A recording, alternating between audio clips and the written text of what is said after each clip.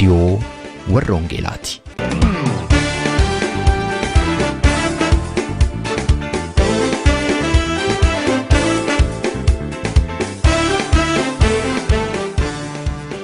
Reediyoon warra Wangeelaa tokkummaa waldooti Oromoo warra Wangeelaa Awurooppaatiin qophaa'e torbanitti si'a tokko dhaggeeffattoota biyyootii gaanfa Afrikaaf naannoo isaatiif akka lakkoobsa sa'aatii Itoophiyaatti galgala sa'aatii 12 hamma sa'aatii 12:00tti dambalii gabaabaa kiilooheerzii 15,515 yookaanis meetir baandii 19 irratti dhaggeeffattoota kibbaaf giddugaleessa Awurooppaatiif immoo akka lakkoobsa sa'aatii giddugaleessa Awurooppaatti galgala sa'aatii 21 hamma sa'aatii 21:00tti dambalii giddugaleessaa kiilooheerzii 1,355 irratti kan isin qaqqabu Tamsaasa Wangeelaati. Kun reediyoo warra Wangeelaati. Harka fuunee attam jirtu jaalatamtootaaf kabajamtoota dhaggeeffattoota keenya reediyoon warra Wangeelaa sagantaa ishee guyyaa har'aa qabattee kunoo dhiyaatteetti. Sagantaa keenya har'aa keessatti waa'ee maatiif waa'ee gaa'ilaa ilaalla. Dhiheenya kana jireenya maatii Kristaanaa fi adeemsa gaa'ilaa mata duree jedhuun macaafni haaraan barreeffamee ba'ee jira. Barreessaa macaafa kanaa kan ta'an lubaa Tamasgeen Dhaabasaa wajjinis gaaffii deebii godheera. Egaa jaalatamtootaaf kabajamtoota dhaggeeffattoota keenya hanga xumura sagantaa keenyaatti akka obsaan nu taatan kan isin affeeru qopheessaa sagantaa kanaa ana Robsan Makooti mee faarfannaa cidhaa kanaan gara sagantaa keenyaatti ceena. Galatoomi Yesuus, galatoomi Gooftaa, cidhaa har'aa kana ati eebbifteetta. Galatoomi Gooftaa, baga baga ishoo baga gammaddanii misirroo wallamaan guyyaarraa geessanii baga gammaddanii.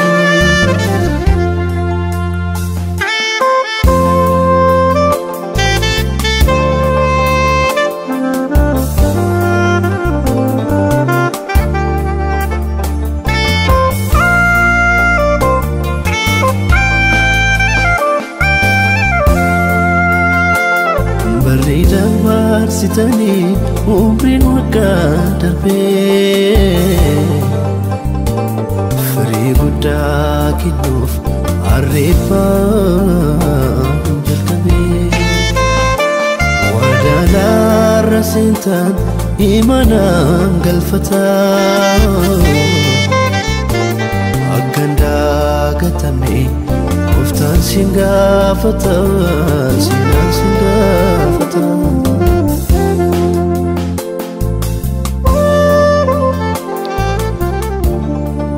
Jaalatamtootaaf kabajamtoota dhaggeeffattoota keenya gara gaaffiif deebii barreessaa macaafa jireenya maatii Kristaanaaf adeemsa gaa'ilaa jedhu lubaa Tamasgeen Dhaabasaa wajjin gaaffiif deebiin godhetti atuun hin ceenfuun dura mee macaafa isaanii keessaatiin kutaa tokko isiniif dubbisa. Kutaan isiniif dubbisu maatii gaa'ilarraatii madda kutaa jedhudha.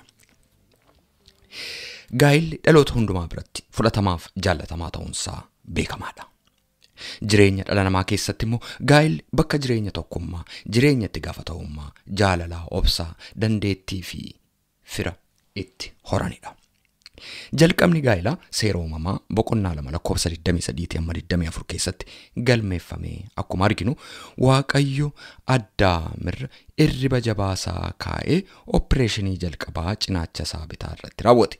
Achirraatii lafee 12 keessaatii lafee tokko fuudheetu iddoo isaa foon guutee lafee sana immoo haadha manaasaa isaa taatuuf dubartii taasisee kenneef. Namni jalqabaa kun maqaa moggaasuuf Waaqayyo gara isaatti ishee fide. Duraan qophaa ta'uusaa namni beeku kun yemmuu ishee arge kan ana fakkaattu kun eessaa baate jedhee gaafachuun isaa hin oolu. Garuu hir'ina qaama isaa foon itti guutame sanaa arge kun anarraayyuu citte jedheetu gammade.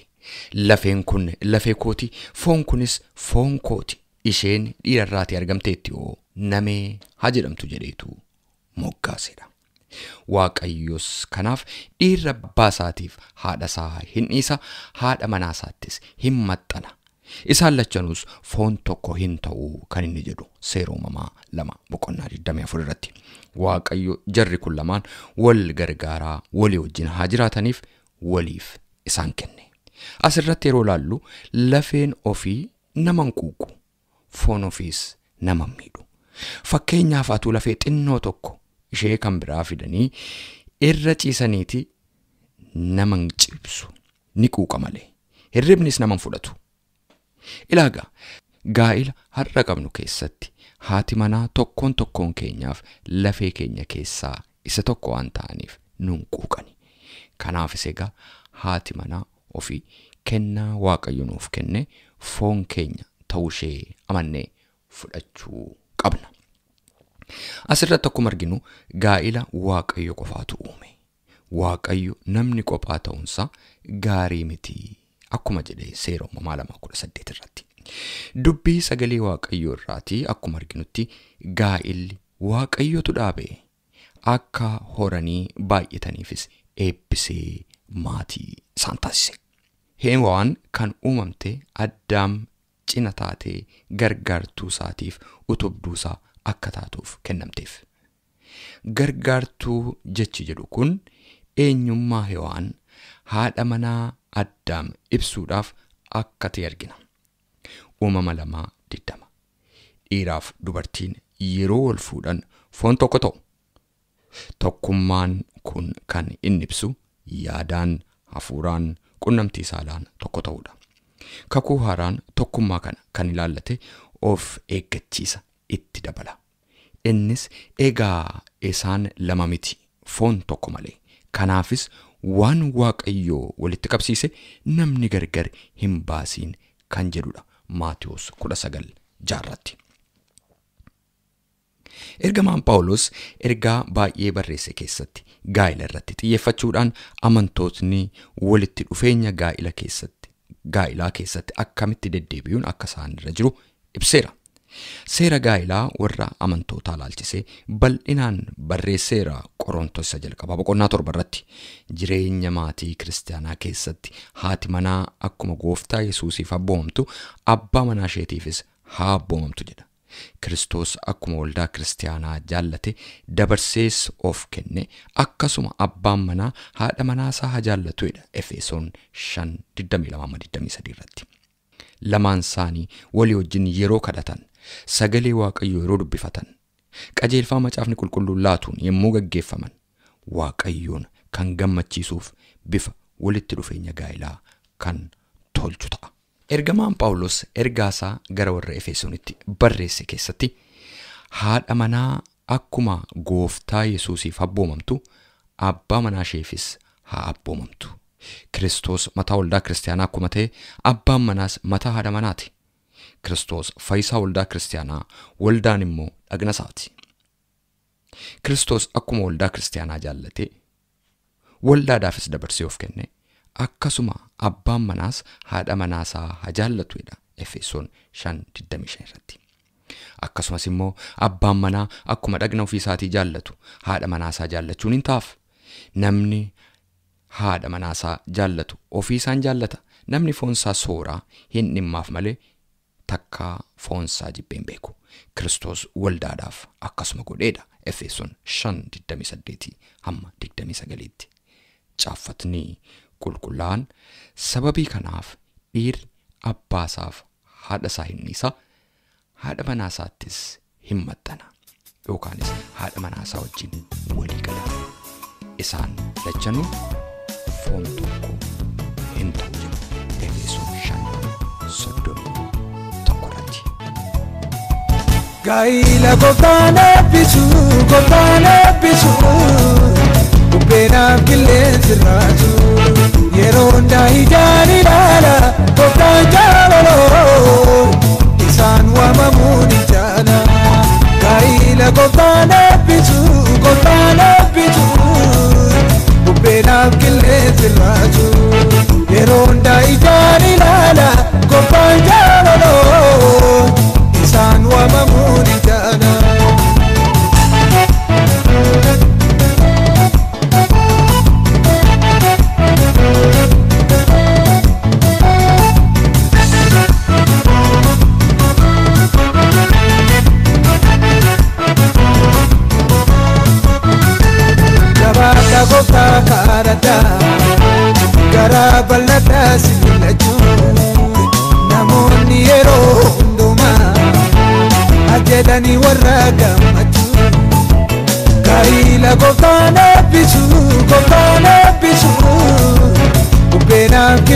sirraatu yeroo hundaa ijaan ilaala gooftaan jaalaloo isaan waamamuun jaala.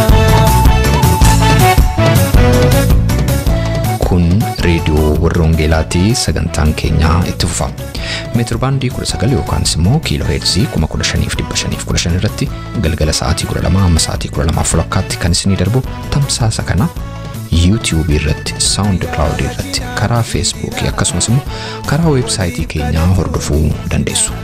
Websaayitiin keenyaa maqaan isaa www.uoece.org jedhama. Irraan isinii deebi'a.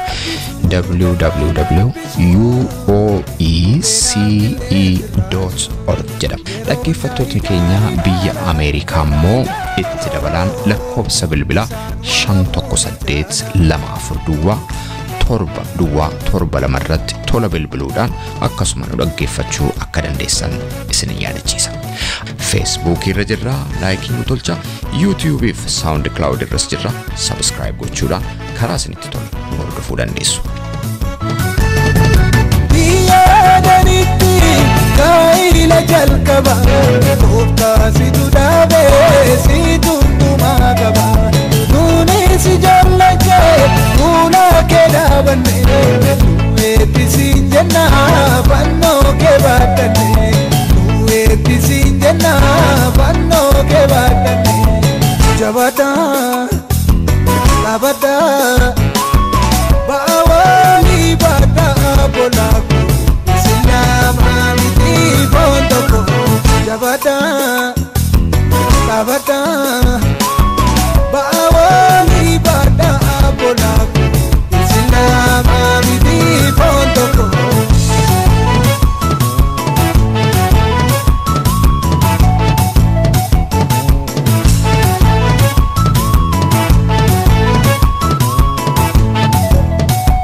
Isiniin jalqabaa kunoo guyyaanarraa manni keessaana ta'uu kanaaf laamisaraa inni giiftii jedhee isheen gooftaa jetti fedhabbaa manaashee akkasitti raawwatti ulfinni gaa'ilaa hundaatti beekamu eebbaa kee dabaltee yaa'ikoof garbicha kee jaalala kee ta'uu har'as nu eebbisuun seeraa gaa'ila keenyaan fedhaa kee mul'isuun seeraa gaa'ila keenyaan fedhaa kee mul'isuun jabataa dhaabadhaa baawwanii baadhaa bolaaku sinaamaa miti foon tokko jabataa dhaabadhaa baawwanii baadhaa bolaaku sinaamaa miti foon tokko.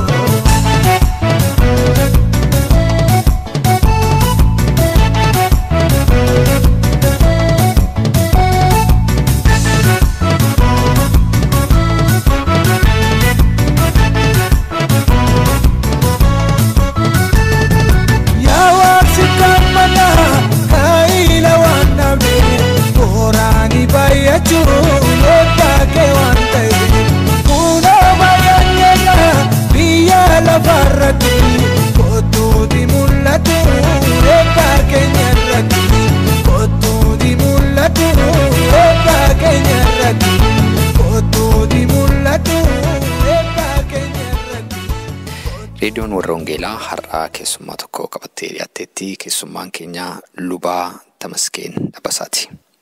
Lubi Tamasgeenii lubaa waldaa Kiristaanaa waldaa Oromoo Warra Wangeelaa Tiroondaam yookaan immoo Tiroonlaak jedhamee waamamuuti. Waldaa isaanii keessatti lubaa waldaa Kiristaanaa ta'aniitu tajaajilaa jiru. Dhiheenya kana immoo macaafa haaraa mata dureensaa Jireenya Maatii Kristaanaa fi adeemsa Gaa'ilaa jedhu maxxansanii dubbistootaaf dhiyeessaniiru. Waa'ee macaafa kanaa ilaalchisee har'aa gaaffiif deebii gabaabaa nu waliin gochuudhaaf tole jedhanii kunoonaa wajjin jiru. Luba Tamasgeen baga nagaan nuftani. Baga nagaadhaan nu eeddan jedhanis galatoomaa isinis carraa kana naa laattanii gaaffiif deebii waa'ee macaafa kanaa ilaalchisee akkan isiniif kennuuf waan naaf hirtaniif Waaqayyo isin haa eebbisu jedha. Baay'ee gaariidha Luba Tamasgeen. Jireenya maatii Kiristaanaa fi adeemsa Gaa'ilaadha. Akkuma beekamu gaa'illi bu'uura hawaasa tokkooti. Bu'uurallee waldaa Kiristaanaati. Maatiin tokko gaafa gaa'illi isaa jeeqamu, bultiin isaa jeeqamu, maatii sana duwwaa miti firoottan yoo fagoon jeeqamu irra darbee waldaan Kiristaanaaf hawaasni illee rakkina keessa gala. Kanaaf gaa'ila kunuunsuun akka sagalee Waaqayyootti eeguun waan barbaachisaadha, kun hubatamaadha. Macaafa akka kanaa immoo afaan keenyaan barreeffamee si'a baay'ee argannee hin beeknu. Mee hunda duraa atuu waa'ee qabiyyee macaafa kanaan dubbatiin macaafa akkasii barreessuu maaltu sin kakaase luba Tamasgeen? Macaafa kana akkan barreessuuf kan na kakaasee waa baay'eetu jira. Jireenya biyya hambaa keessa jiraannu keessatti jireenya namootaa, jireenya kiristaanotaa, jireenya maatii tokko tokko yeroo ilaallu jireenyi isaanii yeroo inni wal'ee, yeroo isaan diigamanii, yeroo isaan garaagara ta'anii, yeroo isaanii mana Waaqayyoo keessa utuma ta'aa jiranii mana Waaqayyoo keessaa bahanii akka hormaatti yeroo isaan wal ilaalan ijoolleedhaaf maatiin garaagara bahanii yeroo isaan jiraatan baay'ee waan nama gaddisiisudha. Kana yeroon ilaalu baay'ee garaan koo gadda. Kanaaf furmaata ta'uu danda'a kan jedhu tarii hubannaa gaa'ilaaf jireenya maatii kana wallaaluurraan kan hundeeffamedha moo diinatu gidduu galee akkas godha moo kanaaf namni yoo beekee adeeme bu'aa qabaachuu danda'a kan jedhu amaneen macaafa kana akkan barreessuuf laphee koo keessa dhufe. Kana utuu yaadee jiru kan ammoo mul'ataan hin arge Waaqayyo akkan barreessuuf Waaqayyo gaaf tokko halkan akka abjuudhaan taa'eeti kana barreessi kan naan jiru abjuu hin arge. Kana booda macaafa kananii barreessuu jalqabe. Egaa akkuma amma obboleessa koo akkate kaaftee jireenya maatii Kiristaanaaf adeemsa Gaa'ilaa kan jedhu kana keessatti waa baay'een kaa'ee jira. Jireenyi maatii jechuun maal jechuudha? Kiristaana jechuun maal jechuudha? Yoom uumamee, maaliif uumamee, eenyutu uumee, eessatti uumamee, egaa uumamee immoo attamitti deemuutu irra jiraata, maal gochuu qaba kan jedhu walumaa galatti akka kanatti wal qabatee kan deemuun qopheessee jira. As keessatti dubbii ciccimoo baay'een of keessa akka ilaalcha kootiitti dubbii ciccimoo laphee namootaa cabsuu danda'u, deebisuu danda'u kan jedhu qabxii tokko tokko kaa'eera. Jireenyi kun immoo akkuma atiyyuu jalqaba kaaftee jireenyi maatii Kiristaanaadha, jireenya hawaasaati, jireenya waldaa Kiristaanaati. Waldaan Kiristaanaa maatii irra dhaabattee jirti. Waldaan Kiristaanaas immoo kan isheen yoo maatiin nagaa qabaattetti waldaan Kiristaanaallee nagaa qabaatti. Hawaasillee akka itti guddata. Hawaasarra darbee biyyillee kan inni jiraatu maatii kanarra dhaabateeti biyyi tokkollee ijaaramuu danda'a. Kanaaf ka'umsi jireenya maatii irraa ka'a wanta ta'eef asirraa yoo ijaaruu jalqabne booddeen namootaa bareedaa adeemuu danda'a, jireenyi isaanii bareedaa adeemuu danda'a kan jedhu yaadeetaniin ka'umsa kanarraa ka'een kana barreessuu danda'a. Baay'ee gaariidha. Amma yeroo macaafa kana barreessitan egaa rakkoo gaa'ila mudachuu danda'u maali isa jedhuu fi qorannaa tokko tokkoon godhiin hin hafneedhaan abdaddaa. Maali rakkinni si'a baay'ee maatii Kiristaanaa rakkina keessa galchu? Yeroon taa'ee ilaalu jireenya maatii Kiristaanaa kan rakkoo keessa gashuu danda'u wal hubannaa dhabiisa. Wal hubannaa dhabuun afaan garmalee deemsisa. Dubbii garmalee walitti haasofsiisa. Abbaa manaa fi haadha manaa garaagara baasa. Dubbii immoo hiikuu otuma danda'anii hiikuu mannaa garaagara deemu. Kun jireenya maatii Kiristaanaa irratti iddoo guddaa qaba. Inni lammataa immoo Waaqayyo isa isaan uume, isa isaaniif walitti qabe sana maalirraan gaa'illi maalirraa uumame yoo jenne jalqabisa.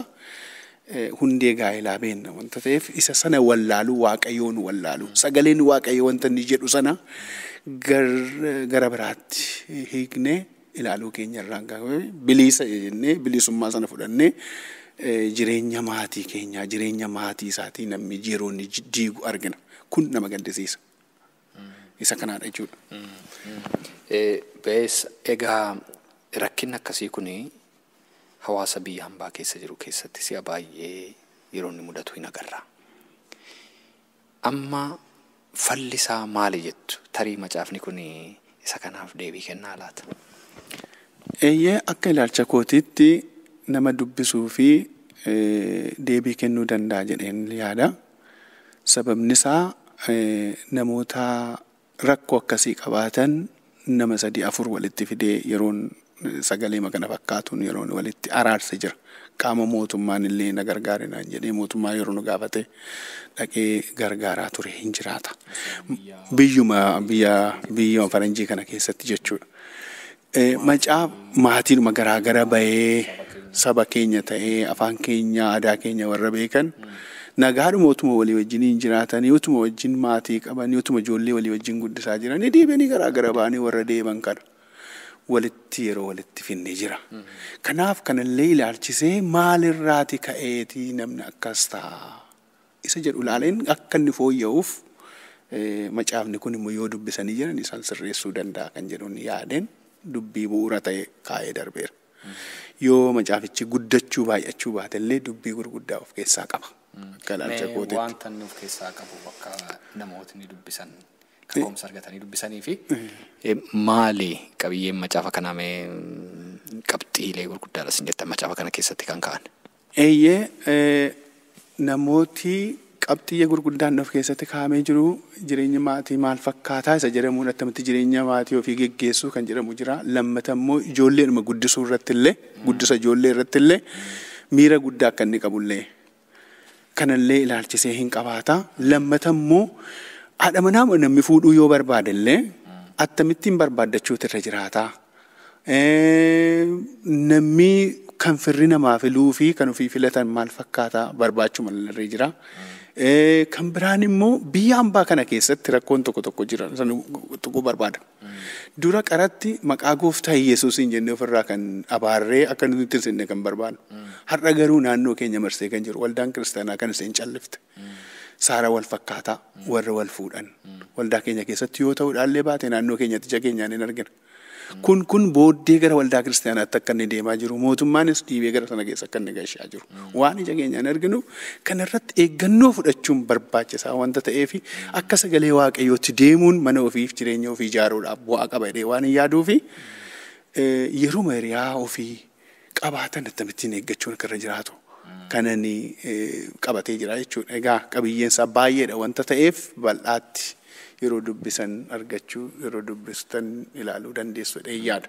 Kun egaa xiqqoodhaa fi yartuudha garuu fuula duratti yoon isin biraa gorsa argadhe yoo isin sirriidha kunii jajjabeessi yoo isin naan jettu ta'edha itti dabalee fuula duratti barreessuudhaaf waldootaaf kennuudhaaf obboloota barsiisuudhaaf yeroo konan kenna jedheen yaada kana fakkaata.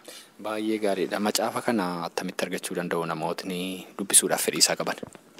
Macaafa kanaa kan ittiin argamuu danda'u haalli biyya kana keessatti ittiin maxxansiifne xinnoo mi'aawuu danda'a. Gatiin ishee baay'ee miti akka biyya kanaatti baay'ee xinnoodha. Biyya kana waldootatti ergina.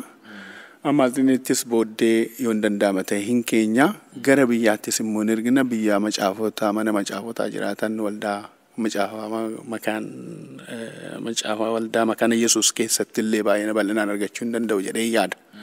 Kanaaf salphaatti argachuu danda'u. Waldootaafis immoo karaa karaatiin hin erginaaf jedhee yaada. Baay'ee gaariidha. Lubaa Tamasgeen Dhaabasaa yeroo keessan laattanii dhimma kanarratti macaafa jireenya maatii kiristaanaaf adeemsa gaa'ilaa jedhu dhiheenya kana kan barreessitanii magabaarra oolchitan kana nu ibsuudhaaf nu woliin gaaffiif deebii waan gootaniif guddaan isin galateeffadha. Waaqayyo isin eebbisu anis guddaan isin galateeffadha. Carraa kana naa laattanii akkanii macaafa koo jalqabaa kana mul'ata waaqayyoon keessa kaa'e kan akka inni ibsuuf yeroo naa kennuu keessaniif carraa naa kennuu keessaniif guddaan isin galateeffadha. Waaqayyo bara baraan isin eebbisu. Ameen. Malaka bareda gaa'ila gooftaan eebbise. Malaka bareda gaa'ila Yesuus eebbise.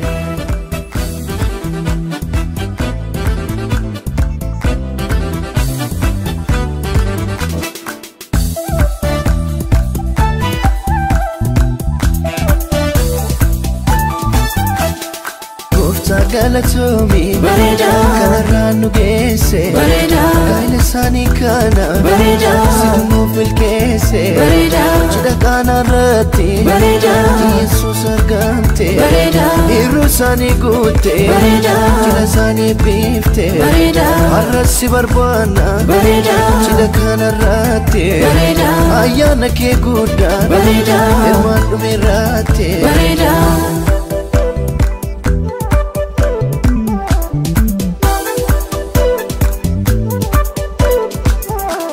Baga geessan misirroon guyyaa gammachuu Baga geessan misirroon guyyaa gammachuu Baga geessan misirroon guyyaa gammachuu Baga geessan misirroon guyyaa gammachuu Baga geessan misirroon guyyaa gammachuu Baga geessan misirroon guyyaa gammachuu Baga geessan misirroon guyyaa gammachuu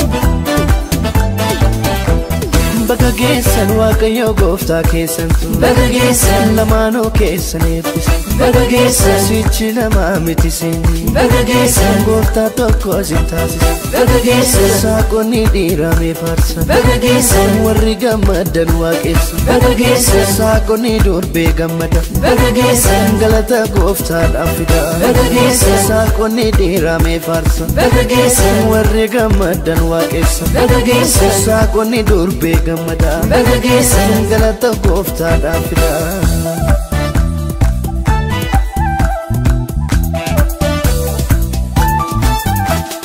Maal akkam bareedaa gaa'ila gooftaan eebbise Maal akkam bareedaa gaa'ila gooftaan eebbise Maal akkam bareedaa gaa'ila Yesuus eebbise Maal akkam bareedaa gaa'ila Yesuus eebbise Maal akkam bareedaa gaa'ila gooftaan eebbise Maal akkam bareedaa gaa'ila gooftaan eebbise Maal akkam bareedaa gaa'ila Yesuus eebbise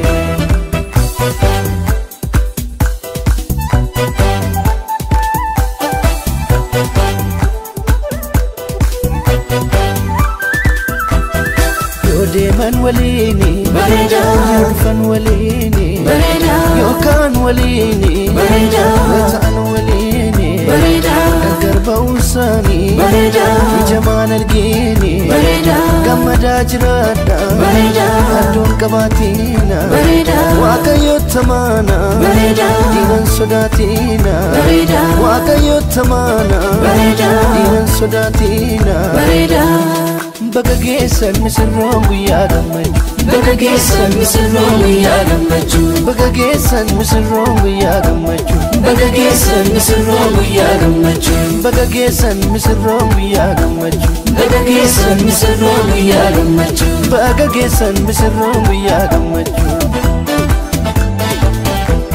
Baga geessan Waaqayyo gooftaa keessantu Baga geessan lamaanuu keessan eebbise Baga geessan sichi lamaa miti seeni Baga geessan gooftaa tokko isin taasise Baga geessan saaqonni dhiiramee faarsan Baga geessan warri gammadan waaqessan Baga geessan saaqonni durbee gammadan Baga geessan galata gooftaadhaaf fida Baga geessan saaqonni dhiiramee faarsan Baga geessan warri gammadan waaqessan Baga geessan saaqonni durbee gammadan Baga geessan galata gooftaadhaaf fida Dhaggeeffattoota keenya sagantaa keenya irratti akka eebbifamtan abdii qabna.